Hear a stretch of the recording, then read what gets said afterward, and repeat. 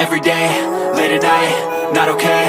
All I want, and I pray, all I need are some better days. Fuck me, I'm looking in the mirror, so foggy, but I've never seen clearer. I don't really think anyone can save me, and honestly I'm not really sure I want saving. I like to be my own worst enemy. There's no risk if you don't try at anything, so I'ma just keep buying everything. See you in the next life, have to be a better me. I don't think that my head's on straight, gotta flip it and grip it and go and get an x-ray.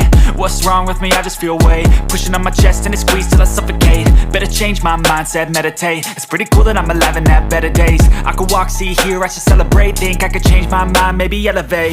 Living life, every day, late at night, not okay. All I want, and I pray, all I need are some better days.